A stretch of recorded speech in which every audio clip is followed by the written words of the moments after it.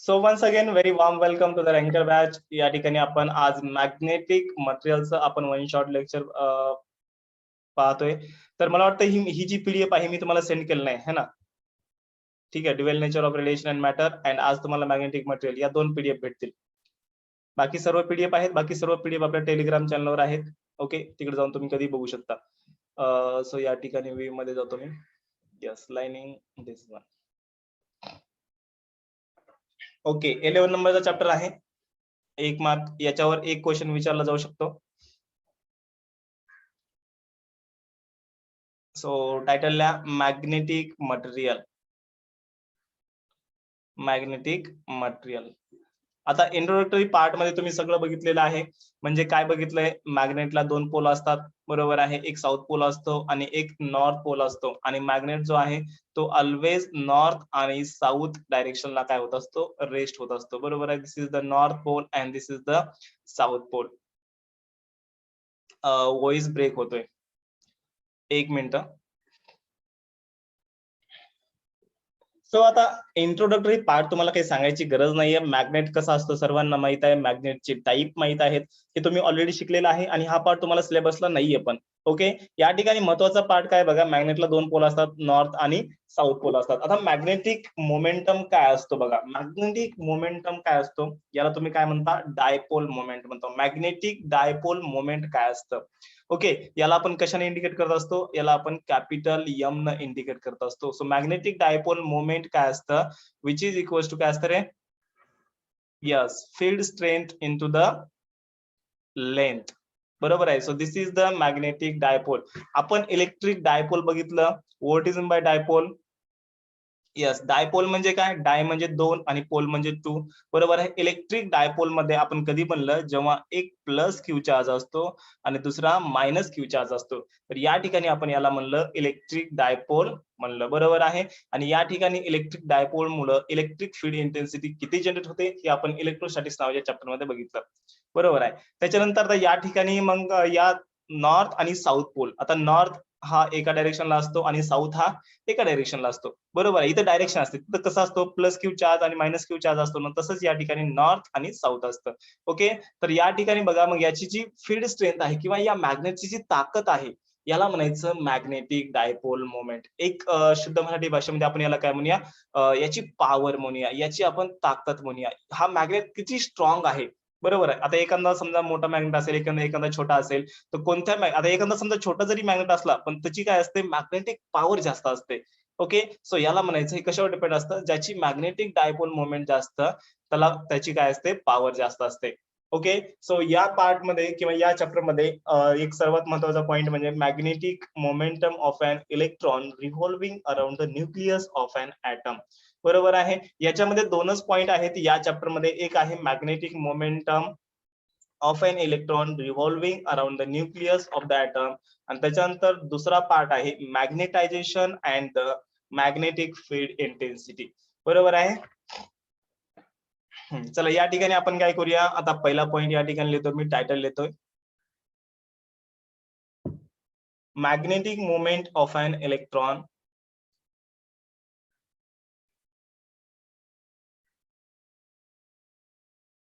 magnetic moment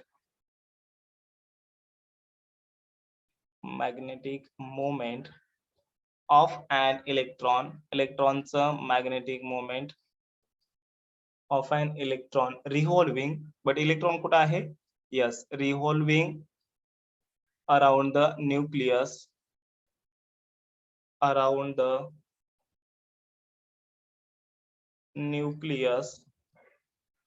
of an atom, बरोबर आहे. म्हणजे या ठिकाणी तुम्हाला माहित आहे एक न्यूक्लियस असतो आणि न्यूक्लियसच्या अराउंड काय असतो, ऑर्बिट मध्ये इलेक्ट्रॉन्स रिव्हॉल्व करत असतात, बरोबर आहे. ही गोष्ट सर्वांना माहित आहे. ॲटम असतो, ॲटम मध्ये काय असतात, यस, न्यूक्लियस असतो आणि electrons are revolving around the nucleus, yes, in the orbit. Okay, ही गोष्ट सर्वांना माहित आहे. तर मग जेव्हा इलेक्ट्रॉन हा रिव्हॉल्व होतो, तर त्याचं या ठिकाणी मॅग्नेटिक मोमेंट काय असतं, हे आपल्याला काय करायचंय, फाइंड आउट करायचंय. म्हणजे जेव्हा हा इलेक्ट्रॉन काय व्हायलाय, रिव्हॉल्व व्हायलाय, तर तेव्हा त्याचं मॅग्नेटिक मोमेंट किती असतं, हे आपल्याला फाइंड आउट करायचंय. ओके, आता मला सांगा या ठिकाणी 2 टाइपचे मोमेंट असतात. आता इलेक्ट्रॉन जो आहे, तो या ऑर्बिट म्हणजे या न्यूक्लियस भोवती फिरतोय. बरोबर आहे, ही गोष्ट सर्वांना माहित आहे. So this is the nucleus. तो इलेक्ट्रॉन जो आहे, तो या न्यूक्लियस भोवती फिरतोय. त्याच्यानंतर दुसरी महत्वाची गोष्ट म्हणजे तो स्वतःभोवती पण फिरतोय. म्हणजे जशी आपली अर्थ आहे, अर्थ काय करते, सनच्या अराउंड फिरते आणि स्वतःभोवती फिरते. मग तसंच या ठिकाणी इलेक्ट्रॉन हा स्वतःभोवती पण फिरतो आणि या न्यूक्लियस भोवती पण फिरतो. बरोबर आहे. मग त्याचं जे आता मोमेंटम असतं, टोटल मोमेंटम म्हणजे काय असतं, यम. आता मोमेंटमला आपण यम ने इंडिकेट करत असतो. Okay, momentum is indicated by the letter M.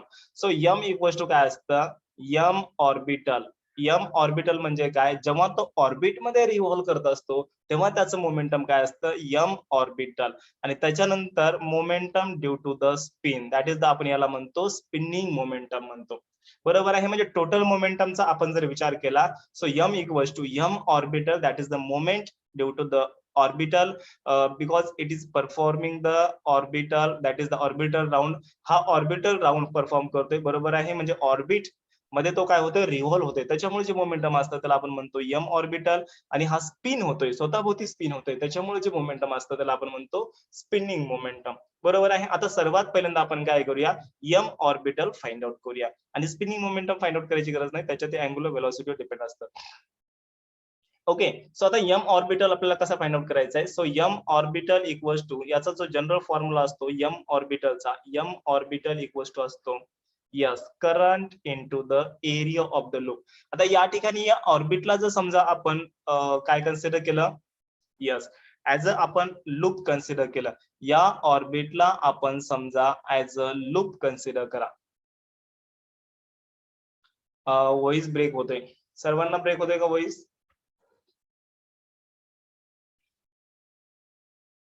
Yes, एकदा मला कमेंट करा, व्हॉइस सर्वांचा ब्रेक होतोय का? एखाद्या वेळेस समजा तुमच्याकडे नेटवर्क बी असू शकतं, नेटवर्कचा प्रॉब्लेम बी असू शकतो तुमच्याकडे.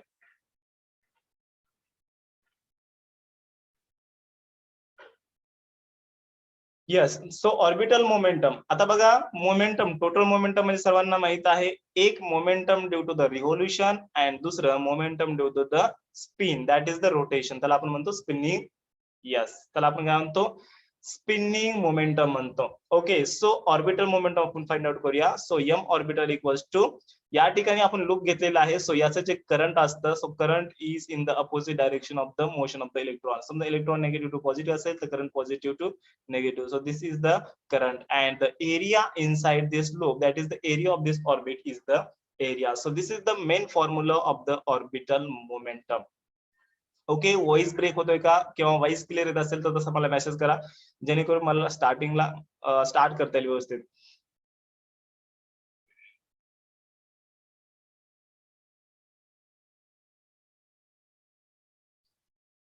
त्याच्यानंतर या ठिकाणी बघा, आता याची जी रेडियस असते, याची रेडियस किती असते, स्मॉल आर असते ऑर्बिटची.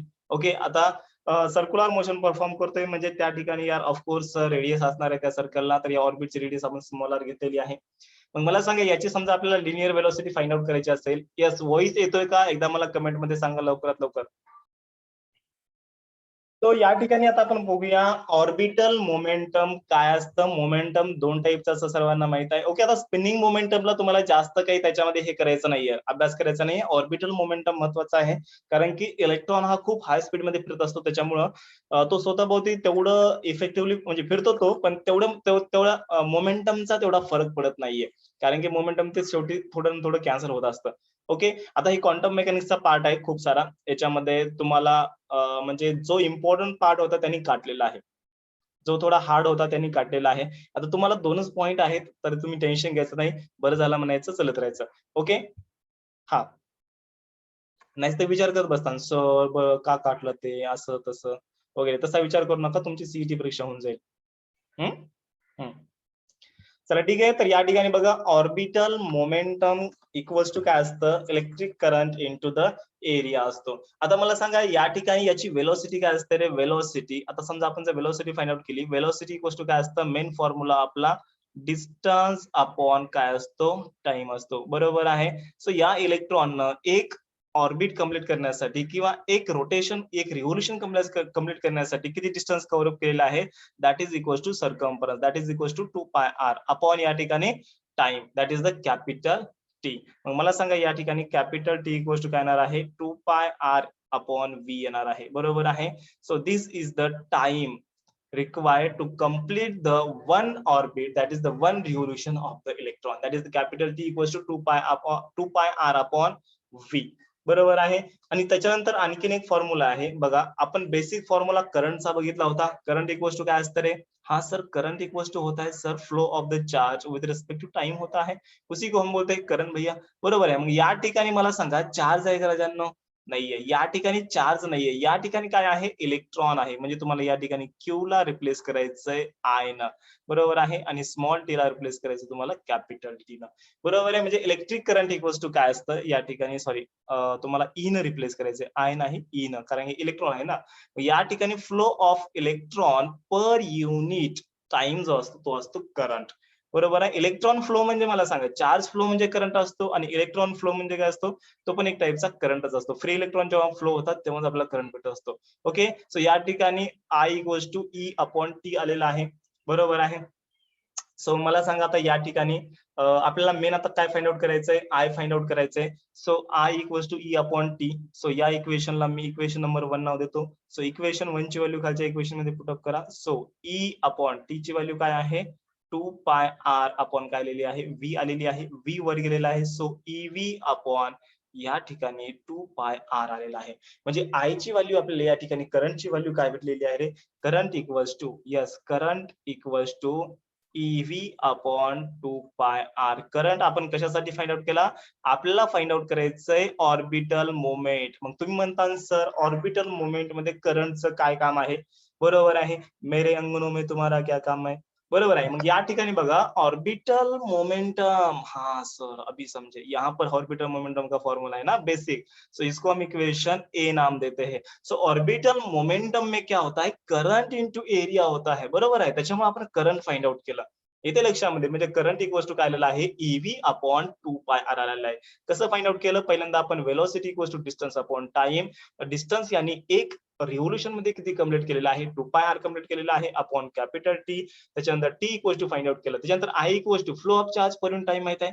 या ठिकाणी फ्लो ऑफ इलेक्ट्रॉन, चार्जला रिप्लेस करा इलेक्ट्रॉन न, so E upon T, that is I equals to, मग टीच्या ठिकाणी टी ची व्हॅल्यू फ्रॉम इक्वेशन 1, बरोबर आहे. या ठिकाणी सिन्स मध्ये तुम्हाला लिहावं लागेल फ्रॉम इक्वेशन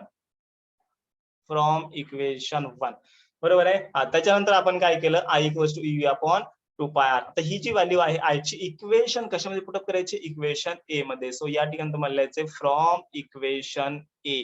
मला सांगा from equation A, m orbital that is the orbital momentum, m orbital equals to काय आहे, इलेक्ट्रिक करंट इंटू एरिया आहे.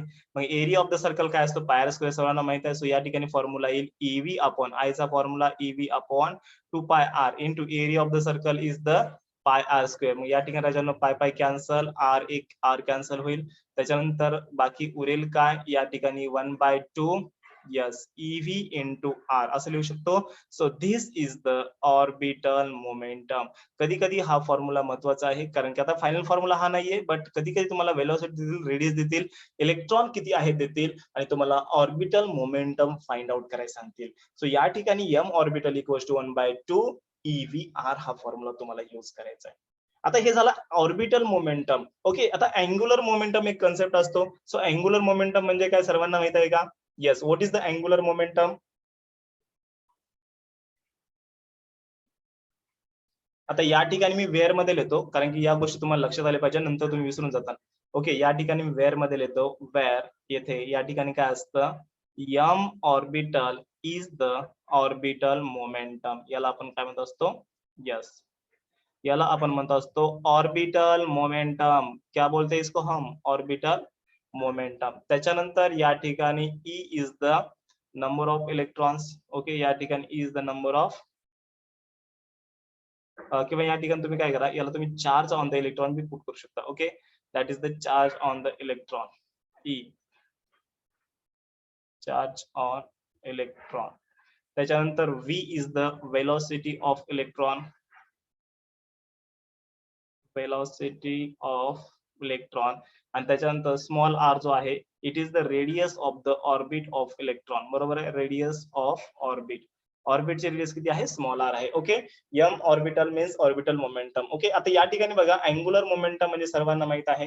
So angular momentum is given by, angular मोमेंटमचा फॉर्म्युला काय असतो रे, linear momentum into perpendicular distance असतो. Okay, so या ठिकाणी लिहितो मी अँग्युलर मोमेंटम, अँग्युलर मोमेंटमला आपण या ठिकाणी कशाने इंडिकेट करत असतो, यस आपण कॅपिटल लेटर एल ने इंडिकेट करत असतो, विच इज इक्वल टू काय असतं, लिनियर मोमेंटम. लिनियर मोमेंटम म्हणजे मास इंटू वेलोसिटी. तर या ठिकाणी mass of electron, so M V that is the mass of electron into velocity, mass into velocity into the radius असतं.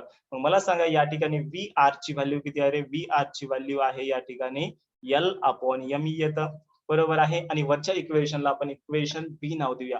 तर या ठिकाणी या इक्वेशन मध्ये व्ही आर आहे ना, बरोबर आहे. सो याला मी इक्वेशन बी नाव दिलं. सो व्ही आर ची व्हॅल्यू आपण एल अपॉन एम लिहू शकतो. M is the mass of the electron, बरोबर आहे. सो या ठिकाणी तुम्हाला लिहायचंय from equation B. So from equation B M orbital equals to हे 1/2 ऍज इट इज, त्याच्यानंतर ई ऍज इट इज.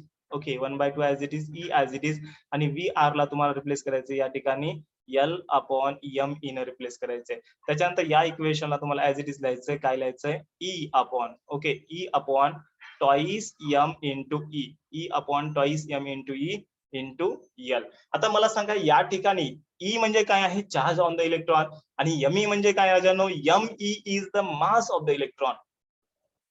यायले लक्षामध्ये सर्वांच्या, बघा या ठिकाणी स्मॉल ई, अरे स्मॉल ई म्हणजे आता सांगितलं चार्ज ऑन द इलेक्ट्रॉन, आणि एम ई म्हणजे काय आहे, मास ऑफ द इलेक्ट्रॉन आहे, आणि टू तर कॉन्स्टंट आहे. मग या ठिकाणी ही जी ब्रॅकेटची टर्म आहे ती टोटल काय आहे, कॉन्स्टंट आहे.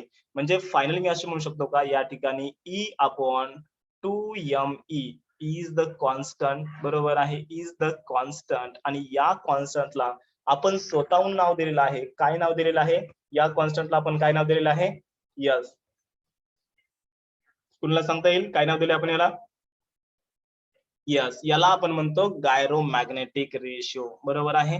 आता हा पार्ट तुम्हाला 11th मध्ये व्हायला पाहिजे होता, पण झालं नाही तुम्हाला. ओके, सो याला म्हणायचं गायरोमॅग्नेटिक रेशिओ.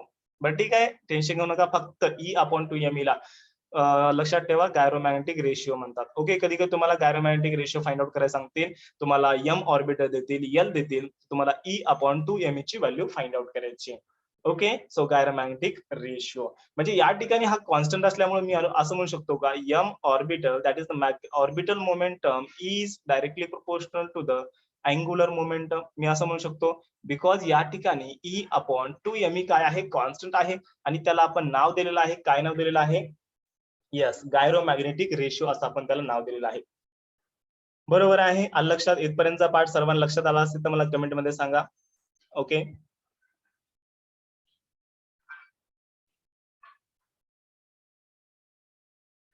हा त्याच्यानंतर ओके, आता त्याच्यानंतर पुढचा पार्ट बघा, आपण atom molecules and the nuclei मध्ये आणखीन एक गोष्ट बघणार आहोत, bourse atomic structure.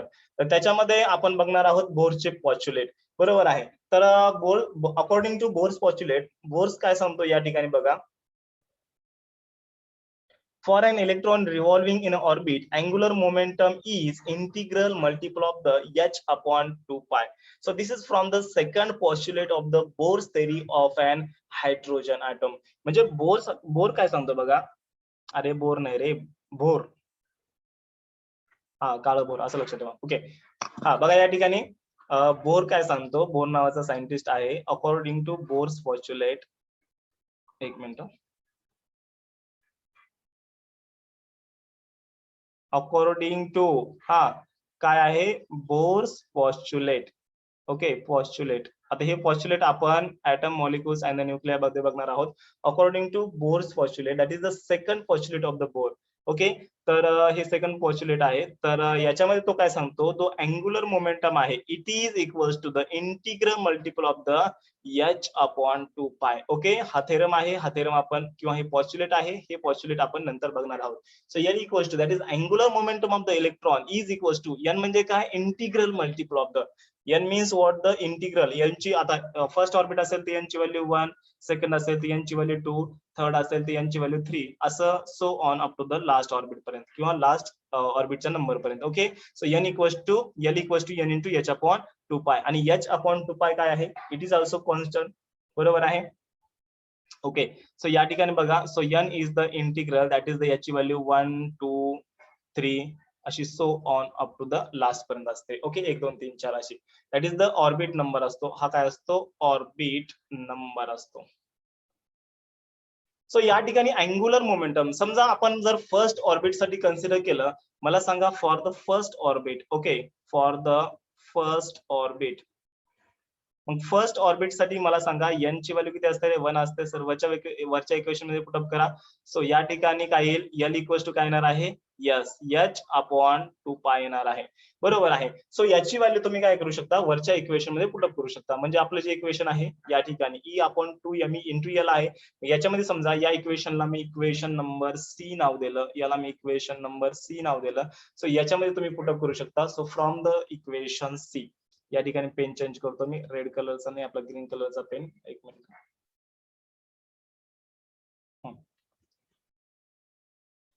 So from equation C, equation C काय होतं रे, m ऑर्बिटल इक्वल्स टू काय होतं, yes m orbital equals to या ठिकाणी होतं ब्रॅकेट इनटू काय होतं, एल होतं. म्हणजे ही एल ची जी व्हॅल्यू आहे. आणि गायरोमॅग्नेटिक रेशो काय असतो, या ठिकाणी तुम्हाला पुटअप करायचा ब्रॅकेटमध्ये gyromagnetic ratio E upon 2me. Okay, so या ठिकाणी तुम्हाला gyromagnetic ratio E upon 2me put up करायचा आहे. तर या ठिकाणी या एल ला तुम्हाला रिप्लेस करायचं आहे. सो ई अपॉन 2me या ठिकाणी कॉन्स्टंट आणि एल ची व्हॅल्यू आहे काय आहे, यस h अपॉन 2 पाय.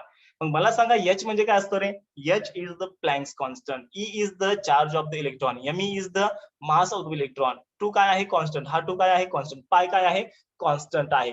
जर समजा तुम्ही याला in terms of bore model समजा तुम्ही एक्सप्रेस केलं, सो ऑर्बिटल जे मोमेंटम असतं ते काय असतं, कॉन्स्टंट असतं. दॅट इज द याची जी व्हॅल्यू आहे, आता काय येणार आहे या ठिकाणी, EH अपॉन या ठिकाणी 4 पाय इंटू me येणार आहे. ओके, सो EH आता या ठिकाणी n टाइम्स घेऊ शकतो पण, बट आपण या ठिकाणी काय घेतलेलं आहे, फर्स्ट ऑर्बिट घेतलेला आहे. बरोबर आहे. सो या ठिकाणी बघा, सेकंड ऑर्बिट असेल तर इंटू 2 येणार आहे. बरोबर आहे. थर्ड ऑर्बिट असेल तर इंटू 3 येणार आहे, कारण की आपण या ठिकाणी फर्स्ट ऑर्बिट साठी फाइंड आउट करतोय.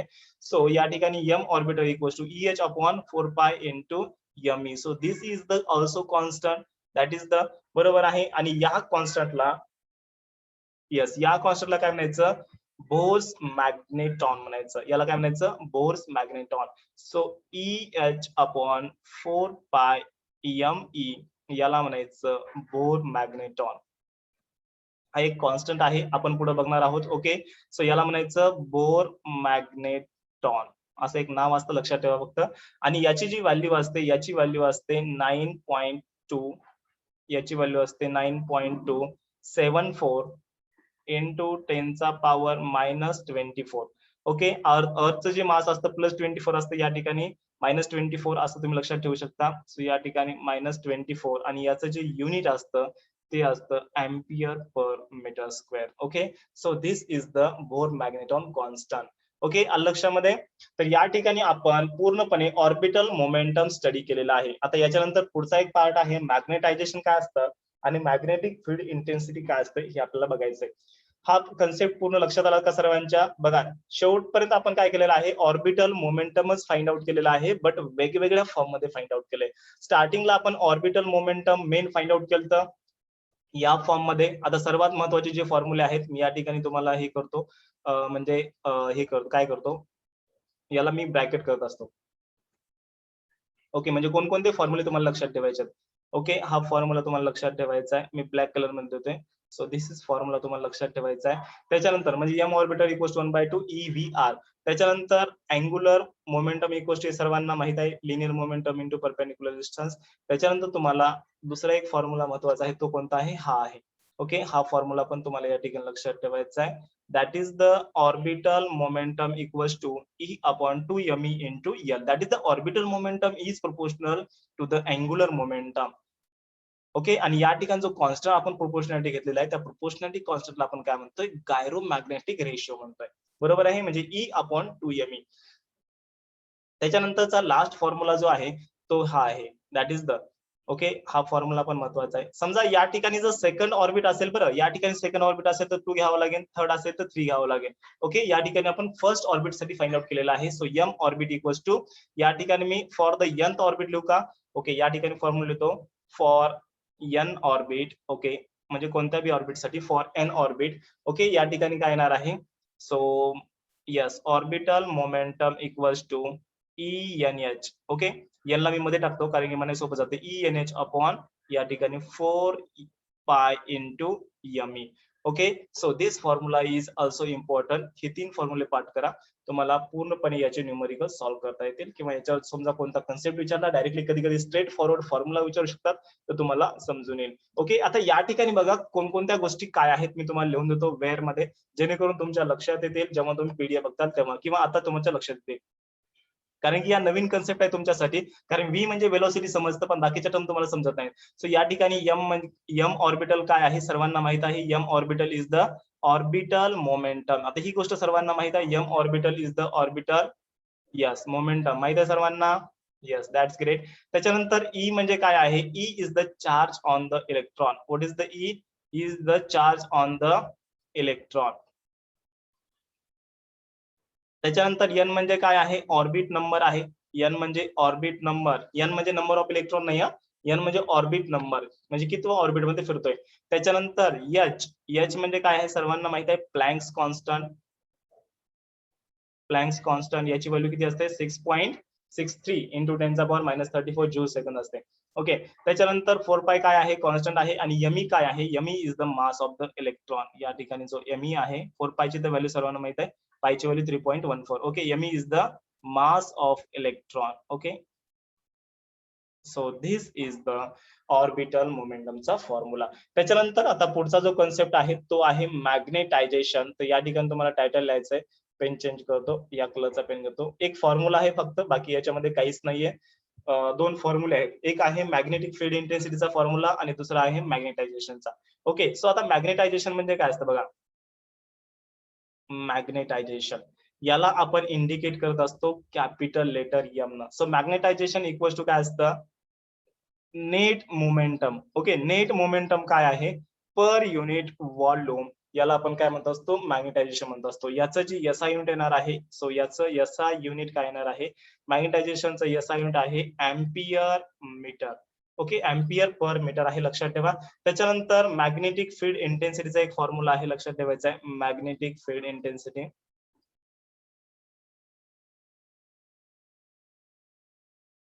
मॅग्नेटिक फील्ड इंटेन्सिटी याला आपण इंडिकेट करत असतो कॅपिटल लेटर एच न.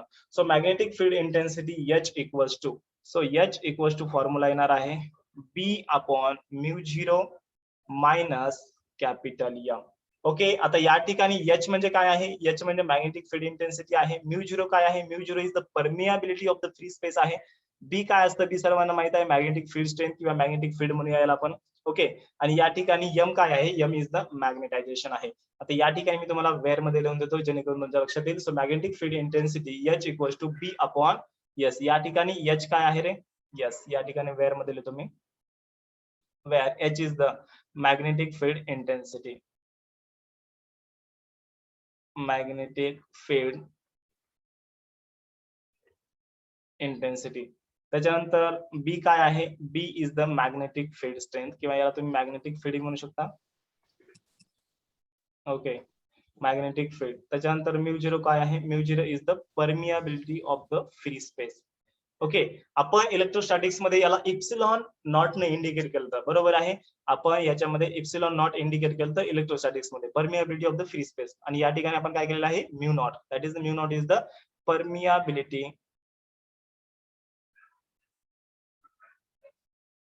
of free space. ओके, हा, आणि त्याच्यानंतर कॅपिटल एम काय आहे? Capital M is the magnetization. मॅग्नेटायझेशनचा आताच फॉर्म्युला बघितला. So this is the magnetisation.